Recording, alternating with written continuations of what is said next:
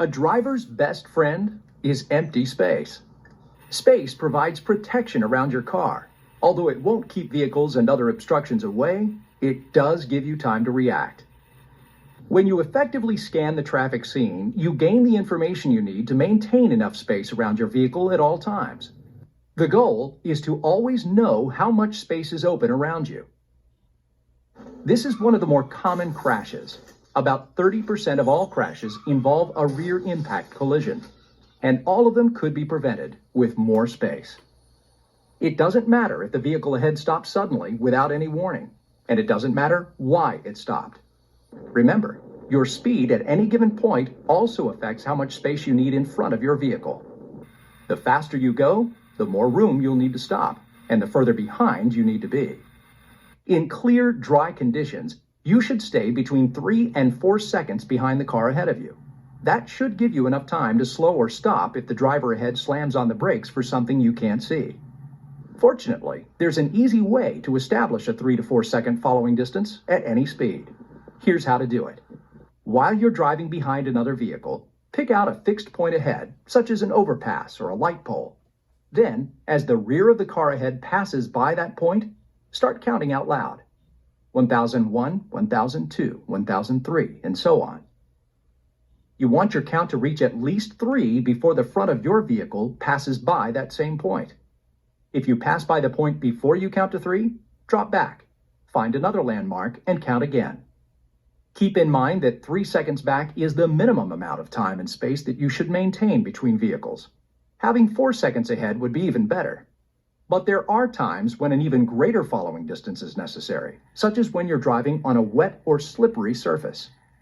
Here, 4 to 5 seconds back is more appropriate, depending on how slippery the road is. Another time when it's wise to leave more space is when you're following large vehicles, such as trucks, buses, and RVs. You need to be farther back behind these vehicles to have enough visibility ahead. You'll also need more space when it's foggy or snowing, both of which limit your visibility.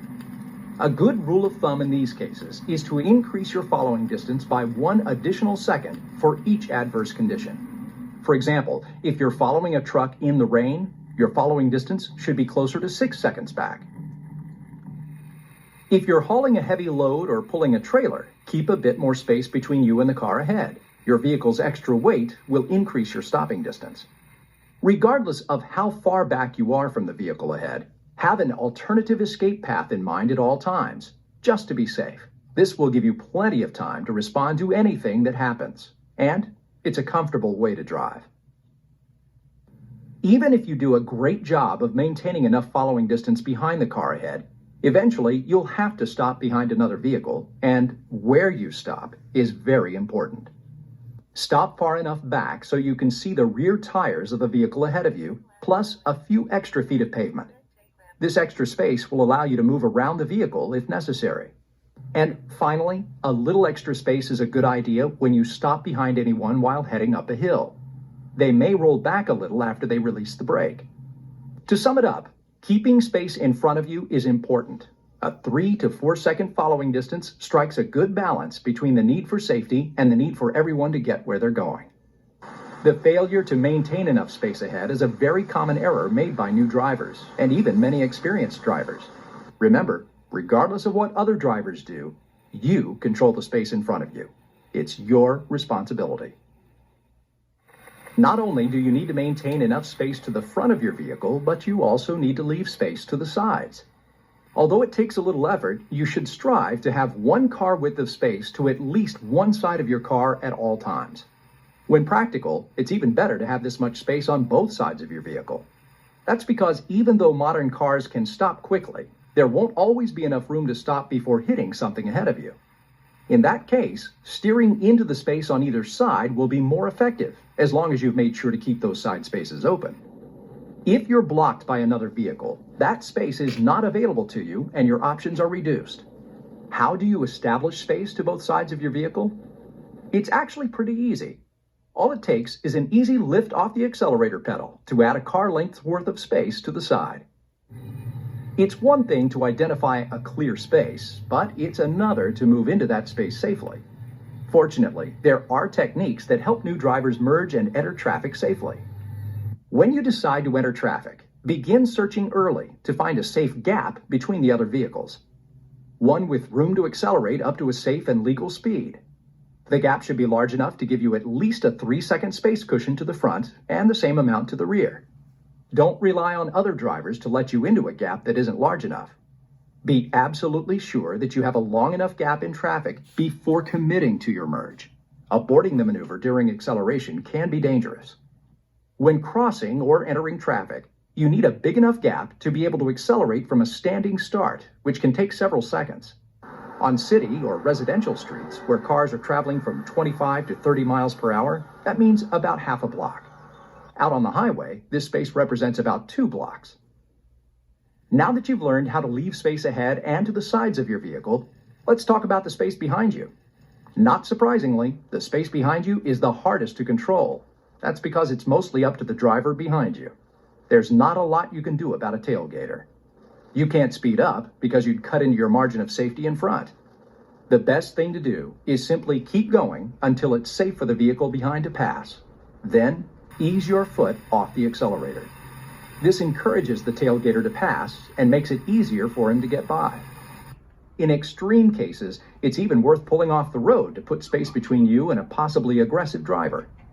If you have to slow down, try to alert the driver behind. Lightly tapping the brake pedal a few times before actually starting to slow down will do just that.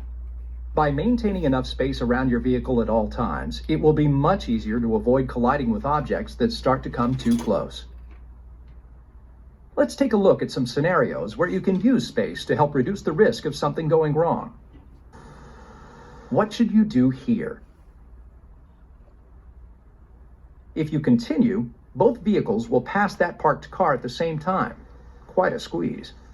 Instead, you can slow down and deal with the oncoming car and the parked car one at a time. You let one risk go by and then tackle the next one. How about here? If one road user is more vulnerable than another, try to allow more space between you and the more vulnerable one. It's a good bet that car is stopping to parallel park. If you keep going, both cars will be stuck. Instead, slow down and leave the car enough room to complete the maneuver. You've learned how to manage the space around your car, and that's a really good thing. On the road, space offers you a lot of protection. It's up to you to maintain enough space around your vehicle at all times. Speed. Getting there fast is why many people drive instead of walk. And it's why there are highways like these. Unfortunately, not all drivers adjust their speed to match driving conditions. As a result, driving too fast causes over 1.5 million crashes each year. Speed also makes collisions worse. As your speed increases from 55 to 65 miles per hour, the chances of dying in any crash double. And from 55 to 75, those chances triple. Also, speeding increases your chance of experiencing a crash. Why is that? Well, the faster you go, the longer it takes to stop if you need to. Like when someone pulls out in front of you. If you're going 60 miles per hour, it will take you well over 100 feet to stop. That's too much distance to stop before you hit this vehicle, which is why it's so important to adjust your speed based on what you see, just in case the other driver doesn't see you and pulls out in front of you. Although your reaction time is pretty much the same at any speed, your braking distance increases at a much faster rate. For example, a vehicle going 40 miles per hour needs 3 times as much distance to stop as one traveling 20 miles per hour, not twice as much. And a vehicle going 60 miles per hour needs 9 times as much stopping distance than a vehicle going 20 miles per hour. The lesson here is that even though going faster may get you there a few minutes sooner, your risks increase substantially. How quickly you want to reach your destination is not the only factor that affects how fast you drive. In fact, there are 3 factors that affect how much stopping distance and maneuvering room you have, and thus how fast you can drive. These are traffic, road conditions, and visibility. First, we'll take a look at how traffic affects your choice of speed. The more cars there are on the road, the less room there is to maneuver and stop. That's why most speed limits are set based on the amount of traffic driving on that particular section of road, as well as where traffic can enter the road. The key is to adjust to both the speed limit and the actual amount of traffic on the road around you at any one time. One way to adjust to traffic is to go with the flow. Cars moving in the same direction at the same speed rarely hit one another. Crashes tend to happen when one driver is going faster than the other cars on the road. Constantly changing lanes also increases the chance of a collision. Since you don't have the road entirely to yourself, you'll almost always need to make adjustments to accommodate other vehicles, and adjusting your speed is a quick and effective way to do that. Traffic is one of the three things that determine how fast you can safely travel.